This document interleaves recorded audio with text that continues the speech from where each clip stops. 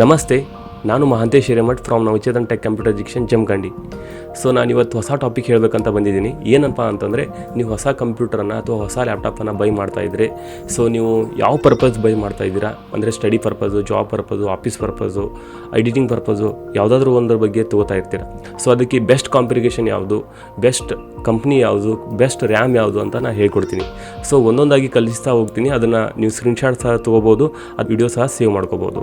So ಬನ್ನಿ, ಯಾವ ರೀತಿ ತೊಗೋಬೇಕು, ಯಾವ ರೀತಿ ತೊಗೋಬೋದು ಅಂತ ಹೇಳ್ಕೊಡ್ತೀನಿ, ಕಲಿಯೋಣ. ನಾವು ಮಾಡುವಂಥ ಸಾಮಾನ್ಯ ತಪ್ಪುಗಳು ಯಾವ ಅಂದರೆ, ಮೊದಲು ಬೆಲೆಗೆ ಮಾತ್ರ ಗಮನ ಕೊಡ್ತೀವಿ. ಬೆಲೆ ಅಂದರೆ ಗೊತ್ತಿದೆಯಲ್ಲ ನಿಮಗೆ. ಸೊ ಚೀಪ್ ಆ್ಯಂಡ್ ಬೆಸ್ಟ್ ಇರಬೇಕು ಅಂತ. ಸೊ ಅದನ್ನೆಲ್ಲ ನೋಡಬೇಡಿ. ಆಮೇಲೆ ಕಡಿಮೆ ರ್ಯಾಮ್ ಇರೋದ್ರಿಂದ ಏನೈತಿ, ಕಂಪ್ಯೂಟರ್ ಸ್ಲೋ ಸ್ಪೀಡ್ ಡಿಫೆನ್ಸ್ ಆಗುತ್ತೆ. ಸೊ ಅದಕ್ಕಾಗಿ ರ್ಯಾಮನ್ನು ಹೆಚ್ಚಿದ್ದನ್ನು ತೊಗೊಳ್ಳಿ. ಆಮೇಲೆ SSD, ನೀವು SSD ಅಂದರೆ ಗೊತ್ತಿದೆಯಲ್ಲ, ಸೆಕೆಂಡರಿ ಸ್ಟೋರೇಜ್ ಡಿವೈಸ್ ಅಂತ. ಇವಾಗ ಹಾರ್ಡ್ ಡಿಸ್ಕ್ ಬದಲಿ ಏನು ಮಾಡ್ತಾರೆ, SSD ಅನ್ನು ಹಾಕ್ತಾರೆ. ಸೊ ಅದಕ್ಕಾಗಿ ನೀವು SSD ಅನ್ನು ಚಾಯ್ಸ್ ಮಾಡಿ. ಬ್ರ್ಯಾಂಡ್ ಇಲ್ಲ, ಯಾವುದಾದ್ರೂ ಒಂದು ಸೆಕೆಂಡ್ ಹ್ಯಾಂಡು ಕಡಿಮೆ ರೇಟಲ್ಲಿ ತೊಗೊಂತ ಪ್ರಮೋಟ್ ಮಾಡ್ತಾರಲ್ಲ, ಆ ಥರ ತೊಗೊಳಕ್ಕೆ ಹೋಗಬೇಡಿ. ಖಾತ್ರಿ ಇಲ್ಲ.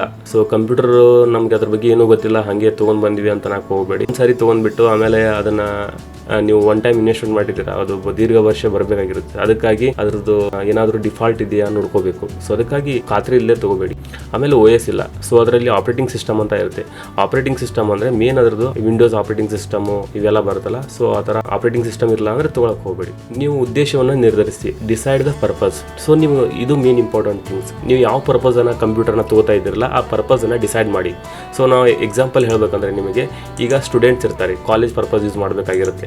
ಸೊ ಅದಕ್ಕಾಗಿ ನಾವು ಓನ್ಲಿ ಸ್ಟಡಿ ಪರ್ಪಸನ್ನು ತೊಗೊಳೋದು ಅಂದರೆ ಬೇರೆ ಯಾವುದು ಬೇಡ ಅಂತಂದ್ರೆ ನಾನೇನು ಹೇಳ್ತೀನಿ, ಬೆಸ್ಟ್ ಆಗಿರೋದನ್ನು ನೀವು ಯೂಸ್ ಮಾಡ್ಬೋದು. ಎದಕ್ಕೆ ಯೂಸ್ ಮಾಡ್ತಾರೆ ಅಂದರೆ, students online class, projects, MS Office, word, excel, power point, ಆಮೇಲೆ PPT ಇವೆಲ್ಲ ರೆಡಿ ಮಾಡಬೇಕಾದ್ರೆ ಬೇಕಾಗುತ್ತೆ.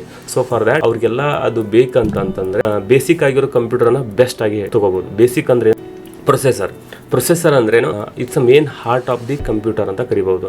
ಕಂಪ್ಯೂಟರಲ್ಲಿ ಪ್ರೊಸೆಸರ್ ಇಲ್ಲ ಅಂದರೆ ಕಂಪ್ಯೂಟರ್ ವರ್ಕ್ ಆಗಲ್ಲ. ಈಗ ನಮ್ಮ ಮನುಷ್ಯಂದು ಹಾರ್ಟ್ ಹೇಗಿರುತ್ತಲ್ಲ, ಆ ಥರ ಅದು ಕಂಪ್ಯೂಟರ್ದು ಹಾರ್ಟ್ ಇರುತ್ತೆ. ಅದಕ್ಕೆ ಪ್ರೊಸೆಸರ್ ಅಂತ ಕರೀತಾರೆ. ಸೊ ಪ್ರೊಸೆಸರಲ್ಲಿ ನಾವು ಯಾವ್ದು ತೊಗೋಬೇಕಂತಂದರೆ, ಸೊ ಪ್ರೊಸೆಸರಲ್ಲಿ ಕಂಪ್ಯೂಟರ್ ಬಳಕೆಗೆ ಬೆಸ್ಟ್ ಅಂದರೆ i3. ಸೊ ಅದ್ರ ಜೊತೆ ರೈಸನ್ನು ಬಂದಿದೆ.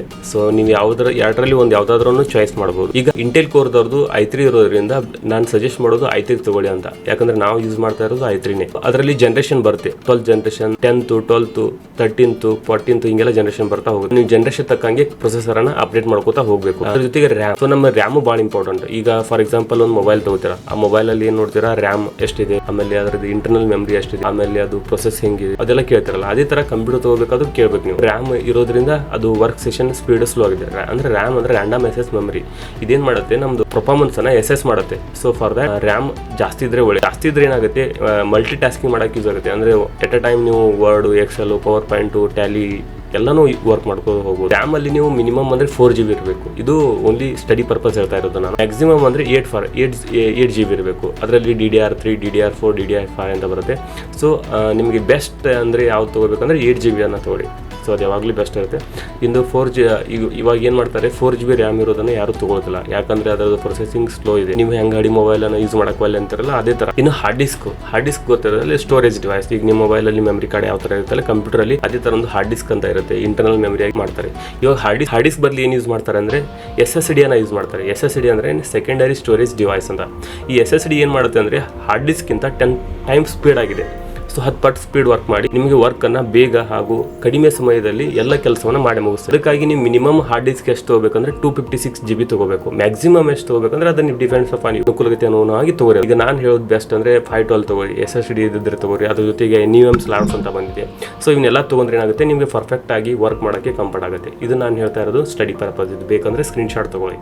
ಈಗ ನೆಕ್ಸ್ಟ್ ನಾವು ಏನು ಮಾಡ್ತಾ ಇದ್ದೀವಿ ಅಂದರೆ ಆಫೀಸ್ ಪರ್ಪಸ್ ಯೂಸ್ ಮಾಡ್ತಾ ಇದ್ದೀವಿ. ಆಫೀಸ್ ಪರ್ಪಸ್ ಕಂಪ್ಯೂಟರ್ ಬೇಕಾಗಿದೆ ನನಗೆ.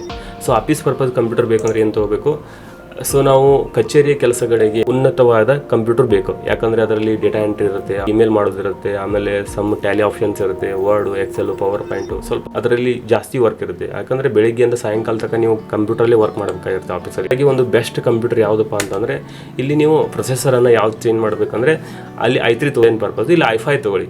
Intel i5, resin i5. So ಇಲ್ಲಿ ಲೇಟೆಸ್ಟ್ ಜನ್ರೇಷನನ್ನು 12, 30 ಇವನ್ನೆಲ್ಲ ಯಾವ್ದು ಬೇಕಲ್ಲ ಅದನ್ನು ತೊಗೊಳ್ಳಿ. ಸೊ ನೀವು ಒಂದ್ಸಲ ನೀವು ಅದಕ್ಕೆ ಇನ್ವೆಸ್ಟ್ಮೆಂಟ್ ಮಾಡಿದರೆ ಅದು ಲೈಫ್ ಲಾಂಗ್ ಬರುತ್ತೆ. ಒಂದು ಮಿನಿಮಮ್ 10 year ಆದರೂ ಏನೂ ಆಗಲ್ಲ. ಸೊ ಫಾರ್ ದ್ಯಾಟ್ ನೀವು ಇನ್ವೆಸ್ಟ್ಮೆಂಟ್ ಮಾಡಬೇಕಾಗಿರೋದು ಅದು ಪ್ರೊಸೆಸರ್ ಮೇಲೆ. ಪ್ರೊಸೆಸರಿಂದನೇ ಅಪ್ಡೇಟ್ ಆದರೂ ಸಹ ನಿಮ್ದು ಏನು ಕಂಪ್ಯೂಟರ್ ಸ್ಲೋ ಆಗಲ್ಲ. ಸೊ ಇಲ್ಲಿ ಸೇಮ್ ರ್ಯಾಮ್ ಸೊ ರ್ಯಾಮ್ ಅಂದ್ರೆ ಗೊತ್ತಿಲ್ಲ ಸ್ಪೀಡ್ ಮಾಡ್ಕೊಳ್ಳೋಕ್ಕೆ. ಸೊ ರ್ಯಾಮ್ ಜಾಸ್ತಿ ಇದ್ದರೆ ಒಳ್ಳೇದು ಇಲ್ಲಿ. ಸೊ ಇಲ್ಲಿ ಮಿನಿಮಮ್ ಎಷ್ಟು ಇರಬೇಕಂದ್ರೆ 8 GB ರ್ಯಾಮ್ ಇರಬೇಕು, ಮ್ಯಾಕ್ಸಿಮಮ್ ಎಷ್ಟು ಇರಬೇಕಂದ್ರೆ 16 GB. ಇಷ್ಟು ಸಾಕು ನಿಮಗೆ ಆಫೀಸ್ ವರ್ಕಿಗೆ. ಇಲ್ಲಿ DDR3, DDR4, DDR5 ಎಲ್ಲ ಬರುತ್ತೆ. ಸೊ ಇಲ್ಲಿ ಸೇಮ್ ನಾನು ಹಿಂಗೆ ಹೇಳ್ತಾ ಇರೋದು, ನೀವು ಆಫೀಸ್ ಪರ್ಪಸ್ ಯೂಸ್ ಮಾಡ್ತಾರೆ 8 ಇಂದ 16 GB ಯೂಸ್ ಮಾಡಿ. ಇಲ್ಲಿ ಸಹ ನೀವು 4 GB ರ್ಯಾಮು ಇಂಪಾರ್ಟೆಂಟ್ ಆಗಲ್ಲ, ಸೊ ಬಿಟ್ಬಿಡಿ. ಇಲ್ಲಿ SSD ಹಾಕೊಳ್ಳಿ. SSD ಗೊತ್ತಾಯ್ತಲ್ಲ, ಆಲ್ರೆಡಿ ಹೇಳಿದಲ್ಲ. ಇಲ್ಲಿ ಏನು ಮಾಡಬಾರ್ದು, ನೀವು ಹಾರ್ಡ್ ಡಿಸ್ಕನ್ನು ಬೈ ಮಾಡಕ್ಕೆ ಹೋಗಬೇಡಿ. ನಿಮ್ಮ ಆಫೀಸ್ ವರ್ಕು ಸ್ಪೀಡ್ ಆಗಬೇಕು, ಬೇಗ ಮುಗಿಬೇಕು, ಬಾಸ್ ಹೇಳ್ಕೊಡೋದೇ ನೀವು ಮಾಡಿ ಅದನ್ನು ಇಮೇಲ್ ಮಾಡಬೇಕಂದ್ರೆ SSD ಯೂಸ್ ಮಾಡಿ. ಆಮೇಲೆ ಇದರಲ್ಲಿ ನಿಮಗೆ 256 ಇದ್ರೆ ಒಳ್ಳೆಯದೆ, ಅದಕ್ಕಿಂತ ಬೇಕಂದರೆ 512 ಹಾಕೊಳ್ಳಿ, ಇನ್ನೂ ಉತ್ತಮ. So next topic most important. ಇವಾಗ ಜನ್ರೇಷನ್ ನಡೀತಾ ಇರೋದು ವಿಡಿಯೋ ಎಡಿಟಿಂಗ್, ಗ್ರಾಫಿಕ್ಸ್ ಎಡಿಟಿಂಗ್, ಆಮೇಲೆ ಗೇಮಿಂಗ್. ಯಾವ್ದು ತಗೋಬೇಕು ಬೆಸ್ಟ್ ಸರ್? ಈಗ ನಾನು ಪರ್ಸನಲ್ ಯೂಸ್ ಮಾಡ್ತಾ ಇರೋದನ್ನ ಹೇಳ್ತಾ ಇದ್ದೀನಿ ನಿಮಗೆ. ಇಲ್ಲಿ video, audio, gaming, editing, graphics designing, wedding, pre wedding ಈಗೆಲ್ಲ ಬೇಕಾಗುತ್ತಲ್ಲ, ಇವರೆಲ್ಲ ಯಾವ್ದು ಕಂಪ್ಯೂಟರ್ನ ಯೂಸ್ ಮಾಡ್ತಾರೆ ಅಂತಂದ್ರೆ ಮಿನಿಮಮ್ ಕಡಿಮೆ ಅಂದ್ರು ಇಂಟೆಲ್ದವರು i5 ಯೂಸ್ ಮಾಡ್ತಾರೆ. ಅವರೆಲ್ಲ ಇವಾಗ ಪ್ರೊಫೆಷನಲ್ ಯೂಸ್ ಮಾಡೋದು i7 12th generation, 13th generation ಹಿಂಗೆ ಇರುತ್ತೆ. ಅದ್ರ ಬದಲಿ Ryzen AMD ಅಂತ ಬರುತ್ತೆ. ಸೊ AMD 7th ಜನರೇಷನ್ ತಗೊಂಡ್ರು ಒಳ್ಳೆಯದು. ಇಲ್ಲಿ ರೀಸೆಂಟ್ ಆಗಿರೋ ಜನರೇಷನ್ ತಗೊಂಡ್ರು ಬೆಸ್ಟ್ ಆಗಿರುತ್ತೆ. ಇದಕ್ಕೆ ನಾವು ಎಡಿಟಿಂಗ್ ಪರ್ಪಸ್ ಅನ್ನ ಅಷ್ಟೇ ಯೂಸ್ ಮಾಡ್ತೀವಿ. ಇಲ್ಲಿ ರ್ಯಾಮ್ ಅನ್ನು ಬಹಳ ಜಾಸ್ತಿಯಾಗಿ ಹಾಕ್ತಾರೆ ಅವರು. ಮಿನಿಮಮ್ ಒಂದು 32 GB ಹಾಕ್ತಾರೆ, ಮ್ಯಾಕ್ಸಿಮಮ್ 64 GB ಹಾಕೋಬಹುದು. ಅಂದ್ರೆ ಅವ್ರ ಬಜೆಟ್ ತಕ್ಕಂಗೆ ಯಂಗ್ ಕ್ಲಿಯರಿಟಿ, ಗ್ರಾಫಿಕ್ಸ್ ಎಲ್ಲ ತರ ಚೇಂಜ್ ಬೇಕಂದ್ರೆ ಇಲ್ಲಿ ನಾವು ಮಿನಿಮಮ್ 8 GB ಇಂದ ಸ್ಟಾರ್ಟ್ ಮಾಡಿ 32 GB, 64 GB ಹಿಂಗೆಲ್ಲ ಹಾಕ್ಬೋದು. ಇದಕ್ಕೆ ನಾನು ನಿಮ್ಗೆ ಬೆಸ್ಟ್ ಎಕ್ಸಾಂಪಲ್ ಅಂದ್ರೆ 16 GB. ಇವಾಗ ನಾವು ಏನಾದ್ರು ವಿಡಿಯೋ ಎಡಿಟಿಂಗ್ ಮಾಡ್ತೀವಲ್ಲ, ಎಲ್ಲಾನು 16 GB ರ್ಯಾಮ್ ಯೂಸ್ ಮಾಡಿ ಮಾಡ್ತೀವಿ. ಈ 4 GB 8 GB ಇದಕ್ಕೆ ಹಾರ್ಡ್ ಡಿಸ್ಕ್ ಅನ್ನ ತಗೊಳಕ್ ಹೋಗ್ಬೇಡಿ. SSD ಇದ್ರ ಜೊತೆ NVMe ಇದ್ದದ್ದನ್ನ ತಗೊಳ್ಳಿ. ಆಮೇಲೆ ಹಾರ್ಡ್ ಡಿಸ್ಕ್ ಅನ್ನ ಕೆಲವೊಬ್ರು ಎಡಿಟಿಂಗ್ ದವ್ರು ಏನ್ ಮಾಡ್ತಾರೆ 1 TB 2 TB 4 TB ಅವ್ರದ್ದು ಬಜೆಟ್ ಅನುಗುಣವಾಗಿ ತಗೋತಾರೆ. ನೀವು ಎಷ್ಟಿದೆಯಲ್ಲ, ನೀವು ಈಗ ಸ್ಟಾರ್ಟ್ ಮಾಡ್ತಾ ಇದ್ರೆ ಏನ್ ಮಾಡಿ, ಬೇಗ ಕಡಿಮೆ ಇರೋದ್ರಿಂದ ಸ್ಟಾರ್ಟ್ ಮಾಡಿ. ಒಮ್ಮೆ ನೀವು ನಿಮ್ಮ ಗ್ರೋತ್ ಆದಂಗ ಅದನ್ನ ಎಕ್ಸ್ಟ್ರಾ ತಗೋತಾ ಹೋಗಿ ಸುಮ್ಮನೆ ಇನ್ವೆಸ್ಟ್ಮೆಂಟ್ ಮಾಡಿ ಸುಮ್ಮನೆ ಕೈ ಸುಟ್ಕೊಳಕ್ ಹೋಗ್ತಾರೆ. ಅದಕ್ಕೆ ಬೆಸ್ಟ್ ಹೇಳೋದಂದ್ರೆ ಇದು ವಿಡಿಯೋ ಎಡಿಟಿಂಗ್ ಪರ್ಪಸ್ ಆಯ್ತು, ಗೊತ್ತಾಯ್ತಲ್ಲ. ಸೊ i7 ತಗೊಳ್ಳಿ ಅಥವಾ i5 ತಗೊಳ್ಳಿ, 16 GB ರ್ಯಾಮ್ ತಗೊಳ್ಳಿ, ಆಮೇಲೆ 32 GB ಮ್ಯಾಕ್ಸಿಮಮ್ ಇರುತ್ತೆ. SSD ತಗೊಳ್ಳಿ, ಆಮೇಲೆ NVMe ತಗೊಳ್ಳಿ, ಅದ್ರ ಜೊತೆ 1 TB ಹಾರ್ಡ್ ಡಿಸ್ಕ್ ಇದ್ರ ಜೊತೆ ನೀವು ಬ್ಯಾಕಪ್ ಆಗಿ ಹಾಕೋಬಹುದು. ಇದರಲ್ಲಿ ಕಾಮನ್ ಆಗಿ ನಮಗೆ ಮೋಸ್ಟ್ ಇಂಪಾರ್ಟೆಂಟ್ ಅಂದ್ರೆ ಎಡಿಟಿಂಗ್ ಮಾಡಬೇಕಾದ್ರೆ graphics card important. Graphics card ಎದಕ್ಕೆ ಇಂಪಾರ್ಟೆಂಟ್ ಅಂದ್ರೆ ಈಗ ನಾವು ಏನಾದ್ರು ವಿಡಿಯೋಸ್ ಅನ್ನ ವಿಜುವಲೈಸೇಷನ್ ಮಾಡೋದು, ಫಿಕ್ಸ್ ಮಾಡೋದು, ಇವನ್ನೆಲ್ಲ ಅನಿಮೇಷನ್ ಮಾಡೋದು ಕ್ಲಿಯರ್ ಆಗಿ ಕಾಣ್ಬೇಕಂತಂದ್ರೆ ನಾವು ಗ್ರಾಫಿಕ್ಸ್ ಕಾರ್ಡ್ ಎಲ್ಲಕ್ಕೂ ವಿಡಿಯೋ ಎಡಿಟಿಂಗ್ ಅಲ್ಲಿ ಬೇಕು. ನೀವು ಬೇಸಿಕಲ್ಲಿ ಆಫೀಸಲ್ಲಿ ಯೂಸ್ ಮಾಡಿಲ್ಲ ಅಂದ್ರೆ ನಡೆಯುತ್ತೆ. ಎಡಿಟಿಂಗ್ ಪರ್ಪಸ್ ಮಾತ್ರ ಗ್ರಾಫಿಕ್ಸ್ ಕಾರ್ಡ್ ಮಾತ್ರ ಮಸ್ಟ್ ಅಂಡ್ ಶುಡ್ ಹಾಕ್ಲೇಬೇಕು. NVIDIA, AMD ಹಿಂಗೆಲ್ಲ ಬರುತ್ತೆ, ಇದನ್ನೆಲ್ಲ ಹಾಕೋಬಹುದು ಇರಬೇಕಲ್ಲ. ಈಗ CPU ಗೊತ್ತಾಯ್ತು, ಅದರ ಒಳಗಿರೋ ಪಾರ್ಟ್ಸ್ ಎಲ್ಲ ಗೊತ್ತಾಯ್ತು. ಇವಾಗ ಮಾನಿಟರ್, ಗ್ರಾಫಿಕ್ಸ್ ಡಿಸೈನಿಂಗ್ ಮಾಡಬೇಕಂದ್ರೆ ಒಂದೇ ಒಳ್ಳೆ ರೆಸೊಲ್ಯೂಷನ್ ಇರೋ ಕಂಪ್ಯೂಟರ್ ಬೇಕು. ಅಲ್ಲಿ ಹೇಳಿದ್ದೀನಲ್ಲ, ಕನಿಷ್ಠ ಫುಲ್ HD ಅಂತ 1920x1080 ರೆಸೊಲ್ಯೂಷನ್ ಇರಲಿ. ಸೊ ನಿಮಗೆ ಫುಲ್ HD ಡಿಸ್ಪ್ಲೇ ಇದ್ರೆ ನಿಮಗೆ ಅದರಲ್ಲಿ ಎಲ್ಲ ಥರ ಕ್ಲಿಯರಿಟಿ ಕಾಣುತ್ತೆ. ಇದು ಕಣ್ಣಿಗೆ ಒಂದು ಸ್ವಲ್ಪ ಅನುಕೂಲವಾಗಿರುತ್ತೆ. ಆಮೇಲೆ ನಿಮಗೆ ಯಾವಾಗಲೂ ವರ್ಕ್ ಮಾಡೋಕ್ಕೆ ಕಂಫರ್ಟ್ ಆಗಿ ಒಂದು ನಿಮಗೆ ಬಜೆಟ್ ತಕ್ಕಂಗೆ ಫ್ರೆಂಡ್ಲಿ ಆಗಿರೋದನ್ನ ಮಿನಿಮಮ್ ಒಳ್ಳೆಯದಾಗಿರೋ ಕಾಂಪ್ಲಿಕೇಶನ್ ಡಿಸ್ಪ್ಲೇನ ಚೂಸ್ ಮಾಡಿ. ಮೋಸ್ಟ್ ಇಂಪಾರ್ಟೆಂಟ್ ಥಿಂಗ್ ಏನಪ್ಪಾ ಅಂದ್ರೆ ಅದರಲ್ಲಿ ಆಪರೇಟಿಂಗ್ ಸಿಸ್ಟಮ್ ಅಂತ ಬರುತ್ತೆ. ಆಪರೇಟಿಂಗ್ ಸಿಸ್ಟಮ್ ಅಂದ್ರೆ ಗೊತ್ತಿದೆಯಲ್ಲ, OS ಅಂತ ಕರೀತಾರೆ. ಅದರಲ್ಲಿ Windows XP, Windows 7, Windows 10, Windows 11, Windows 12, Windows 13 ಹಿಂಗೆಲ್ಲ ಬರುತ್ತೆ. ಇವಾಗ ರೀಸೆಂಟ್ ಆಗಿರೋದು ವಿಂಡೋಸ್ 11, ವಿಂಡೋಸ್ 10 ಹಿಂಗೆಲ್ಲ ಯೂಸ್ ಮಾಡ್ತಾರೆ. ಸೊ ನೀವು ಯಾವ್ದು ಅಪ್ಡೇಟ್ ಮಾಡ್ಕೊತಿರಲ್ಲ ಲೀಗಲ್ ಆಗಿ ಇಟ್ಕೊಳ್ಳಿ ಅದು. ಯಾಕಂದ್ರೆ ಒಂದ್ಸರಿ ಏನ್ ಮಾಡಿದ್ರೆ ಲೀಗಲ್ ಆಗಿರೋ ಸಾಫ್ಟ್ವೇರ್ಸೇ ಬರ್ತಾ ಇದಾವೆ, ಇಲ್ಲಾಂದ್ರೆ ನಿಮ್ ಕಂಪ್ಯೂಟರ್ ಹ್ಯಾಕ್ ಆಗೋದು, ಆಮೇಲೆ ಏನಾದ್ರು ವೈರಸ್ ಆಗೋದು, ಈ ತರ ಮೂಲ ವಿಂಡೋಸ್ ಅನ್ನ ಹಾಕೊಳ್ಳಿ. ಅದ್ರದ್ದು 1 ವರ್ಷ ವಾರಂಟಿ ಇರುತ್ತೆ, ವಾರಂಟಿ ತಗೊಳ್ಳಿ. ಎಲ್ಲಿ ಕಂಪ್ಯೂಟರ್ ತಗೊಂಡಿರ್ತಿಲ್ಲ ಆದಷ್ಟು ನಾನು ಏನ್ ಹೇಳೋದಂದ್ರೆ ಕಂಪ್ಯೂಟರ್ ಅನ್ನ ಅಂಗಡಿಯಲ್ಲೇ ಬೈ ಮಾಡಿ. ಈಗ ಆನ್ಲೈನ್ ನಲ್ಲಿ ಏನ್ ಮಾಡ್ತಾರೆ, ಅದ್ರದ್ದು ಪಾರ್ಟ್ಸ್ ಅನ್ನ ಏನಾದ್ರು ಚೇಂಜ್ ಮಾಡಿ ಹಾಕಿರ್ತಾರೆ, ಆಮೇಲೆ ಸರ್ವಿಸ್ ಸಿಗಲ್ಲ, ಆಮೇಲೆ ಪದೇ ಕಾಲ್ ಮಾಡ್ಬೇಕು, ಅದೆಲ್ಲ ಒಂದ್ ಸ್ವಲ್ಪ ನಿಮ್ಗೆ ಬರ್ಡನ್ ಆಗುತ್ತೆ. ಸೊ ನಿಮ್ ಬೆಸ್ಟ್ ಚಾಯ್ಸ್ ಅಂದ್ರೆ ನಿಮ್ಮ ಸ್ಥಳೀಯ ಹತ್ರನೇ ತಗೊಳ್ಳಿ, ಯಾಕಂದ್ರೆ ಎಲ್ಲಕ್ಕೂ ಹೆಲ್ಪ್ ಆಗುತ್ತೆ. ಕಂಪ್ಯೂಟರ್ಗಳನ್ನ ಅಪ್ಡೇಟ್ ಮಾಡ್ಕೊಳಕ್ ಆಗಲ್ಲ, ಆಮೇಲೆ ಇದಕ್ಕೊಂದು ಆಂಟಿ ವೈರಸ್ ಅನ್ನ ಹಾಕೊಳ್ಳಿ, ಅದರಿಂದ ನಿಮ್ ಕಂಪ್ಯೂಟರ್ ಸಹ ಸೇವ್ ಆಗಿ ಉಳಿಸಬಹುದು. ಸೊ ಕೆಲವೊಬ್ಬರು ಕ್ವಶನ್ ಇರುತ್ತೆ, ಸರ್ ನಾವು ಲ್ಯಾಪ್ಟಾಪ್ ತೊಗೊಂಡ್ರೆ ಬೆಸ್ಟ್ ಅಥವಾ ಡೆಸ್ಕ್ಟಾಪ್ ತೊಗೊಂಡ್ರೆ ಬೆಸ್ಟ್? ನೀವು ಇದೇ ಕಾಂಪ್ಲಿಕೇಶನ್ ಅಲ್ಲಿ ಲ್ಯಾಪ್ಟಾಪ್ ತೊಗೊಂಡ್ರೆ ಬೆಸ್ಟ್, ಡೆಸ್ಕ್ಟಾಪ್ ತೊಗೊಂಡ್ರೆ ಬೆಸ್ಟ್. ಅದು ಯಾಕಂದ್ರೆ ನೀವು ಎಜುಕೇಶನ್ ಪರ್ಪಸ್ ಯೂಸ್ ಮಾಡ್ತಾ ಇದ್ರೆ, ಕ್ಯಾರಿ ಫಾರ್ವರ್ಡ್ ಮಾಡ್ಬೇಕಾದ್ರೆ, ಒಂದಿಂದ ಇನ್ನೊಂದು ಪ್ಲೇಸ್ಗೆ ಹೋಗ್ತಾ ಇದ್ರೆ, ಎಲ್ಲಿ ಬೇಕಾಗಿ ಕೂತ್ ವರ್ಕ್ ಮಾಡ್ಬೇಕಂದ್ರೆ ಲ್ಯಾಪ್ಟಾಪ್ ತಗೊಳ್ಳಿ, ಬಜೆಟ್ ಅನುಗುಣ. ಇಲ್ಲ ಸರ್ ನಾವು ಒಂದೇ ಕಡೆ ಯಾವಾಗಲೂ ಕೂತ್ ವರ್ಕ್ ಮಾಡ್ತಾ ಇದ್ದೀವಿ, ನಾವು ಎಲ್ಲಿ ಹೋಗಕ್ಕಾಗಲ್ಲ, ನಮ್ಮ ಆಫೀಸ್ ವರ್ಕ್ ಇರುತ್ತೆ, ಅದಕ್ಕೆ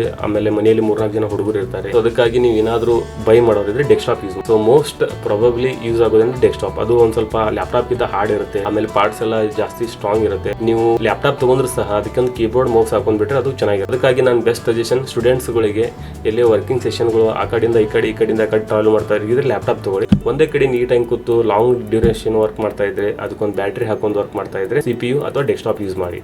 ಸೊ ಇದು ನನ್ನ ಆಯ್ಕೆ. ಸೊ ನಾವು ಇಷ್ಟೆಲ್ಲ ಅಂದ್ಕೊಂಡಿವಿ. ಈಗೆಲ್ಲ ನಿಮ್ಗೆ ಯಾವ ಕಂಪ್ಯೂಟರ್ ತೊಗೋಬೇಕು, ಎಷ್ಟು ಕಾಂಪ್ಲಿಕೇಶನ್ ಇದು ತೊಗೋಬೇಕು, ಯಾವ ಪರ್ಪಸ್ ತೊಗೋಬೇಕು ಗೊತ್ತಾಯಿತು.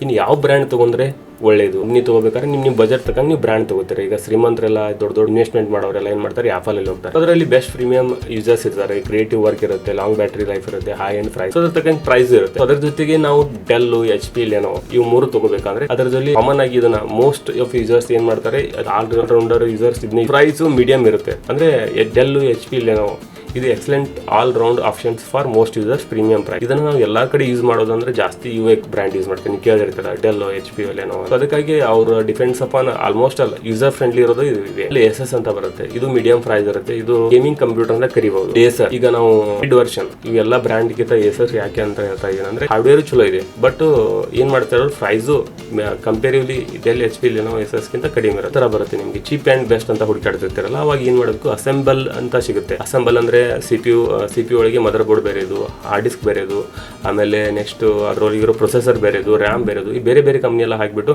ನೀವು ಫ್ರಾಂಟೆಕ್ಕು, ಜೆಬ್ರಾನಿಕ್ಕು, ಆಮೇಲೆ ಕನ್ಸಿಸ್ಟೆನ್ಸಿ ಇವೆಲ್ಲ ಬರ್ತವೆ. ಇವೆಲ್ಲ ನಿಮಗೆ ಚೀಪ್ ಆ್ಯಂಡ್ ಬೆಸ್ಟ್ ಚಾಯ್ಸಲ್ಲಿ ಸಿಗುತ್ತೆ, ನಿಮಗೆ ನಿಮ್ಮ ಬಜೆಟಲ್ಲಿ ಸಿಗುತ್ತೆ. ಸೊ ಇವನು ಸಹ ನೀವು ಬೈ ಮಾಡ್ಬೋದು, ಇವು ಲಾಂಗ್ ಡ್ಯೂರೇಷನ್ ಬರುತ್ತೆ. ಆಮೇಲೆ ಸರ್ವಿಸು ಕೊಡ್ತಾರೆ.